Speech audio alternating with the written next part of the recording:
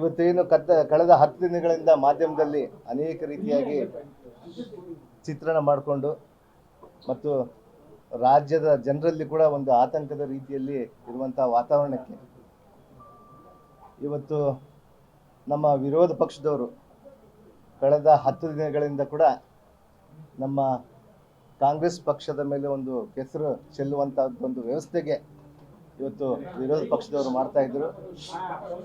ಅದಕ್ಕೆ ಇವತ್ತು ನಾನು ಕೂಡ ನನ್ನ ಸ್ವನಿರ್ಧಾರವನ್ನ ಇವತ್ತೇನು ನಿಗಮದಲ್ಲಿ ಆಗಿರುವಂಥ ಅವ್ಯವಹಾರವನ್ನ ಇವತ್ತು ಈಗಾಗಲೇ ಕೂಡ MD ಮತ್ತು ಅನೇಕ ಜನರನ್ನು ಕೂಡ ಈಗಾಗಲೇ ಕೂಡ ವಶಕ್ಕೆ ತೆಗೆದುಕೊಂಡು ತನಿಖೆ ಮಾಡ್ತಾ ಇದ್ದಾರೆ. ಆ ಹಂತದಲ್ಲಿ ಇವತ್ತೆಲ್ಲ ಕೂಡ ಪಕ್ಷದ ನಾಯಕರ ಜೊತೆಗೆ ನಾನೆಲ್ಲ ಕೂಡ ಮುಖ್ಯಮಂತ್ರಿಯವರ ಜೊತೆಗೆ ಚರ್ಚಿಸಿದಾಗ ಕೂಡ ಯಾರು ಕೂಡ ನನ್ನ ಮೇಲೆ ಯಾವುದೇ ವಿಧವಾದಂಥ ರಾಜೀನಾಮೆ ಒತ್ತಡವನ್ನು ಕೂಡ ಯಾರು ಕೂಡ ಹಾಕಿರಲಿಲ್ಲ. ಆದರೆ ಇವತ್ತು ನನ್ನ ಆತ್ಮಸಾಕ್ಷಿಯಾಗಿ ಅಂದರೆ ಇವತ್ತು ರಾಜ್ಯದ ಜನತೆ ಕೂಡ ದಿಕ್ಕು ತಪ್ಪಬಾರ್ದು ಅನ್ನುವಂಥ ನಿಟ್ಟಿನಿಂದ ಇವತ್ತು ಯಾರು ಕೂಡ ಒತ್ತಡ ಇಲ್ಲದೇ ನನ್ನ ಸ್ವ ಇಚ್ಛೆಯಿಂದ ನಾನು ಈಗಾಗಲೇ ಕೂಡ ಮಾನ್ಯ ಮುಖ್ಯಮಂತ್ರಿಯವರಿಗೆ ನಾನು ಸಮಯವನ್ನು ನಿಗದಿ ಕೇಳ್ಕೊಂಡಿದ್ದೀನಿ. 7:15 ಬರಲಿಕ್ಕೆ ಹೇಳಿದ್ದಾರೆ ಅವರು. ನಾನು ಅವ್ರಿಗಿನ್ನ ಕೂಡ ರಾಜೀನಾಮೆ ಮಾಡ್ತೀನಿ ಅಂತೇಳಿ ಹೇಳಿಲ್ಲ. ನಾನು 7:15 ಇವತ್ತು ಹೋಗಿ ನನ್ನ ಮಂತ್ರಿ ಸ್ಥಾನಕ್ಕೆ ನಾನು ರಾಜೀನಾಮೆ ಮಾಡಿ ಬರ್ತೀನಿ ಅಂತೇಳಿ ತಮ್ಮ ಮೂಲಕ ರಾಜ್ಯದ ಜನತೆಗೆ ತಿಳಿಸುವಂಥದ್ದಾಗಿರ್ಬೋದು ಮತ್ತು ನನ್ನ ಕ್ಷೇತ್ರದ ಜನತೆಗೆ ತಿಳಿಸುವಂಥದ್ದಾಗಿರ್ಬೋದು, ನನ್ನ ಹಿತೈಷಿಗಳಿಗೆ ತಿಳಿಸುವಂಥದ್ದಾಗಿರ್ಬೋದು.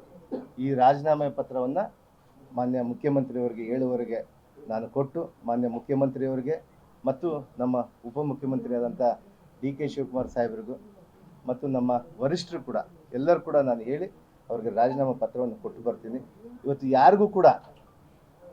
ಯಾರಿಗೂ ಕೂಡ ಮುಜುಗರ ಆಗಬಾರ್ದು ಅನ್ನೋಂಥ ನಿಟ್ಟಿನಲ್ಲಿ ಇವತ್ತು ಮಾನ್ಯ ಮುಖ್ಯಮಂತ್ರಿಯವರು ಕೂಡ ಆಡಳಿತವನ್ನು ಭಾಳಷ್ಟು ಅದ್ಭುತವಾಗಿ ನಡೆಸ್ಕೊಂಡು ಹೋಗಿ ಈಗಾಗಲೇ ಕಳೆದ 1 ವರ್ಷದಿಂದ ಅನೇಕ ವಿಚಾರಗಳನ್ನು ಈ ಗ್ಯಾರಂಟಿಗಳನ್ನು ಕೊಟ್ಟು ಇವತ್ತು ಈಗಾಗಲೇ ಕೂಡ ರಾಜ್ಯದ ಜನತೆಯನ್ನು ಸುಭಿಕ್ಷವಾಗಿ ಇಟ್ಟು ಇವತ್ತು ನಮ್ಮ ಆಡಳಿತವನ್ನು ನಡೆಸ್ಕೊಂಡು ಹೋಗ್ತಾ ಇದ್ದೀವಿ ಅಂತೇಳಿ ಹೇಳಿ ಮಾನ್ಯ ಮುಖ್ಯಮಂತ್ರಿಯವರಿಗೂ ಮತ್ತು ನಮ್ಮ ಉಪಮುಖ್ಯಮಂತ್ರಿಯಾದಂಥ DK ಶಿವಕುಮಾರ್ ಸಾಹೇಬ್ರಿಗೂ ಮತ್ತು ನಮ್ಮ ವರಿಷ್ಠರಾದಂಥ ಖರ್ಗೆ ಸಾಹೇಬ್ರಿಗೂ ಮತ್ತು ಎಲ್ಲರಿಗೂ ಕೂಡ ಮುಜುಗರ ಆಗಬಾರ್ದು ಅನ್ನುವಂಥ ವಿಚಾರದಿಂದ ನಾನು ನನ್ನ ಸ್ವ ಇಚ್ಛೆಯಿಂದ ಇವತ್ತು 7:15 ನನ್ನ ಮಂತ್ರಿ ಸ್ಥಾನಕ್ಕೆ ರಾಜೀನಾಮೆ ಮಾಡಿ ಬರ್ತೀನಿ ಅನ್ನುವಂಥ ವಿಚಾರವನ್ನು ತಿಳಿಸ್ತೀನಿ. ಸರ್, ಈ ಪ್ರಕರಣದಲ್ಲಿ ನಿಮ್ಮ ಮೇಲೆ ಆರೋಪ ಮಾಡ್ತಿದ್ದಾರೆ. ಇದರಲ್ಲಿ ನಿಮ್ಮ ಪಾಲಿದೆಯಾ ಅಥವಾ ನಿಮ್ಮ ಎಲ್ಲರೂ ಹೇಳ್ತಾ ಇರೋದು ತೆಲಂಗಾಣ ಮೂಲಕ ಸಚಿವ ನಾಗೇಂದ್ರ ಅವರಿಗೆ ಲಾಭ ಮಾಡ್ಕೊಂಡಿದ್ದಾರೆ ಅಂತ ಆರೋಪ ಇದೆ? ಇಲ್ಲ, ಇದು ಆಗಲೇ ಮಾನ್ಯ ಮಾಧ್ಯಮದವರು ತಮ್ಮ ಪ್ರಶ್ನೆಗೆ ಕೂಡ ನಾನು ಹೇಳ್ತಿದ್ದೀನಿ. ಈಗಾಗಲೇ ಕೂಡ ತನಿಖೆ ಮಾಡ್ತಾ ಇದ್ದಾರೆ. SIT ತನಿಖೆ ಹಂತದಲ್ಲಿದೆ.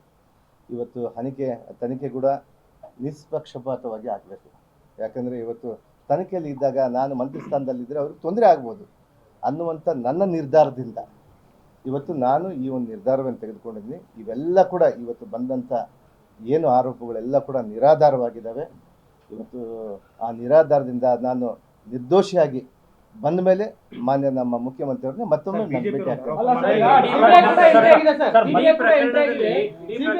ತಮ್ಮ ಅಳಿಯನ ಪಾತ್ರ ಇದೆ ಅನ್ನುವಂತಹ ಚರ್ಚೆ ಇದೆ, ಮಾತು ಆರೋಪಗಳು ಕೂಡ ಇದಾವೆ. ನಿಜಾನೇ ಸರ್? ಯಾವುದು ಕೂಡ ಊಹಾಪೋಹಗಳಿಗೆ ಇವತ್ತು ಒಂದು ರಾಜಕೀಯ ಅಂದಮೇಲೆ ಅನೇಕ ರೀತಿಯಲ್ಲಿ ಬರ್ತಾ ಇರ್ತವೆ. ಇವತ್ತು ಅನೇಕ ಹಗರಣಗಳು ಕೂಡ ಈಗಾಗಲೇ ಕೂಡ BJP ಅವಧಿಯಲ್ಲಿ ಆಗಿರುವಂಥದ್ದು COD ತನಿಖೆಯಲ್ಲಿ ನಡೀತಾ ಇದೆ. ಇವತ್ತು ಕೋಟಾ ಶ್ರೀನಿವಾಸ್ ಪೂಜಾರಿ ಅವರು ಮಾಡಿದಂಥದ್ದು ಇವತ್ತು ನಾನು ಬೆಳಗ್ಗೆ ಕೂಡ ಒಂದು ಮಾಧ್ಯಮದಲ್ಲಿ ನೋಡ್ತಾ ಇದ್ದೆ. ಗೂಳಿಹಟ್ಟಿ ಶೇಖರ್ ಅವ್ರದ್ದೆಲ್ಲ ಕೂಡ ಅವರು ಯಾವ ನಿಗಮದಲ್ಲಿ ನಾನು ಗೂಳಿಹಟ್ಟಿ ಶೇಖರ್ ಅವ್ರದ್ದೊಂದು ಆಡಿಯೋ ನೋಡ್ತಾ ಇದ್ದೆ. ಅವರು ಡೈರೆಕ್ಟಾಗಿ ಅವ್ರನ್ನ ಕ್ಲೇಮ್ ಮಾಡಿದ್ದಾರೆ.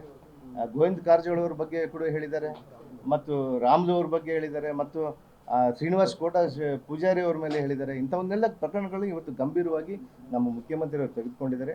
ಅವ್ರು ಏನಾದರೂ ಕಂಪ್ಲೇಂಟ್ ಕೊಟ್ಟರೆ ಈಗಾಗಲೇ ಕೂಡ ಮಾನ್ಯ ನಮ್ಮ ಗೃಹ ಮಂತ್ರಿಗಳು ಕೂಡ ಹೇಳಿದ್ದಾರೆ, ಅದನ್ನು ತನಿಖೆ ಮಾಡ್ತಾರೆ ಅಂತ ಹೇಳಿ. ಆತ್ಮಹತ್ಯೆ ಮಾಡ್ಕೊಂಡಿರುವಂತ ಅಧಿಕಾರಿ ನಿಮ್ಮ ಹೆಸರನ್ನ ಅವರು ಪ್ರಸ್ತಾಪ ಮಾಡಿದ್ದಾರೆ ಅನ್ನುವಂಥದ್ದಕ್ಕೆ ಇದೆಲ್ಲ ಇಷ್ಟ ಆಗ್ತದೆ. ಇಲ್ಲ, ನನ್ನ ಹೆಸರು ಎಲ್ಲಿ ಕೂಡ ಉಲ್ಲೇಖ ಮಾಡಲಿಲ್ಲ ಅವರು. ಅಂದ್ರೆ ಸಚಿವರು ಅನ್ನೋದು ಯಾವ ಸಚಿವರದ್ದು ಅಂದರೆ ಯಾವ ಸಚಿವರು ಅಂತ ಬರುತ್ತೆ. ನಾನು ಅದಕ್ಕೆ ಇಂಥ ಒಂದು ಇದಕ್ಕೆ ನಾನು ಹೋಗೋದಿಲ್ಲ, ಅಂತೆಕಂತೆಗಳ ಬಗ್ಗೆ ಹೋಗೋದಿಲ್ಲ. ನನ್ನ ಮನಸ್ಫೂರ್ತಿಯಾಗಿ ನಾನು ಹೇಳ್ತಾ ಇದ್ದೀನಿ, ನನ್ನ ರಾಜೀನಾಮೆಯನ್ನು ಯಾರು ಒತ್ತಡದಿಂದ ನಾನು ಮಾಡ್ತಾ ಇಲ್ಲ. ಮಾನ್ಯ ಮುಖ್ಯಮಂತ್ರಿಯವರು ಕೂಡ ಬಹಳ ಸ್ಟಬ್ಬನ್ ಆಗಿದ್ರು. ನಿನ್ನ ಮಾಡುವಂಥದ್ದು ಯಾವುದೇ ಪ್ರಶ್ನೆ ಬಂದಿಲ್ಲ, ನೀನು ನಿರಪರಾಧಿ ಅಂತ ಹೇಳಿದ್ದಾರೆ. ಮುಖ್ಯಮಂತ್ರಿಯವರು ಹೇಳಿದ್ದಾರೆ, ಉಪಮುಖ್ಯಮಂತ್ರಿಯವರು ಹೇಳಿದ್ದಾರೆ, ಎಲ್ಲರೂ ಹೇಳಿದ್ದಾರೆ, ನನ್ನ ಹಿತೈಷಿಗಳು ಕೂಡ ನನ್ನ ಕ್ಷೇತ್ರದಿಂದ ಭಾಳ ಜನರು ಹೇಳಿದ್ದಾರೆ ಹಿಂಗೆ ಕೊಟ್ಬಿಟ್ರೆ ಹೆಂಗೆ ಏನಾಗುತ್ತೆ ಅಂತೇಳಿ. ಯಾವುದು ಕೂಡ ಇದಕ್ಕೆಲ್ಲ ಪೂರ್ಣವಾಗಿ ತನಿಖೆ ನಡೆಯುತ್ತೆ. ತನಿಖೆಯಲ್ಲಿ ಸತ್ಯಾಂಶ ಬಂದ ಮೇಲೆ ಮತ್ತೆ ನಾನು ಬರ್ತೀನಿ. ಇದೆಲ್ಲವೂ ನಿಮ್ಮ ಗಮನಕ್ಕೆ ಬರದೇ ಆಗಿರುವಂತ ಹೌದು, ಎಲ್ಲ ಕೂಡ ಯಾವುದು ಕೂಡ ನನ್ನ ಗಮನಕ್ಕೆ ಬಂದಿಲ್ಲ.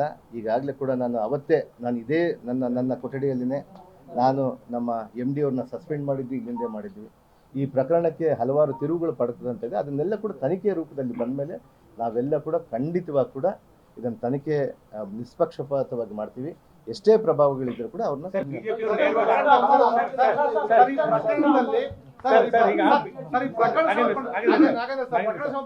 ಈ ಪ್ರಕರಣದಲ್ಲಿ ಪೆನ್ಡ್ರೈವ್ ಒಂದು ವಿಷಯ ಬರ್ತದೆ ಸರ್. ಈ ಪ್ರಕರಣಕ್ಕೆ ಪೆನ್ಡ್ರೈವ್ ಎಲ್ಲಿ ಸಂಬಂಧ ಸರ್? ಏನು ಗೊತ್ತಿಲ್ಲ ನನಗಂತೂ. ಪೆನ್ಡ್ರೈವ್ ಅಂದ್ರೆ ಒಂದೇ ಪೆನ್ಡ್ರೈವ್ ಅಂತೂ ಈ ರಾಜ್ಯದ ಜನರಿಗೆ ಗೊತ್ತು. ಈ ಪೆನ್ಡ್ರೈವ್ ಬಗ್ಗೆ ನನಗಂತೂ ಗೊತ್ತಿಲ್ಲ. ತುಂಬಾ ಧನ್ಯವಾದಗಳು. ಕಳೆದ 10 ದಿನಗಳಿಂದ ತಾವೆಲ್ಲರೂ ಕೂಡ ಬಹಳಷ್ಟು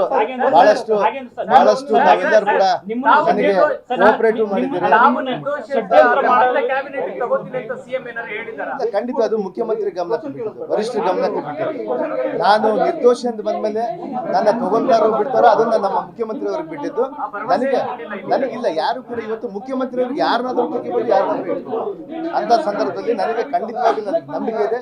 ನಾನು ನಿರ್ದೋಷಿಯಾಗಿ ಬಂದ್ಮೇಲೆ ಆ ಮಂತ್ರಿಮಂಡಲ ಸೇರಿಸ್ಕೊತಾರೆ ಬಿಡೋದು ನಮ್ಮ ವರಿಷ್ಠರು ಮಾನ್ಯ ಮುಖ್ಯಮಂತ್ರಿ.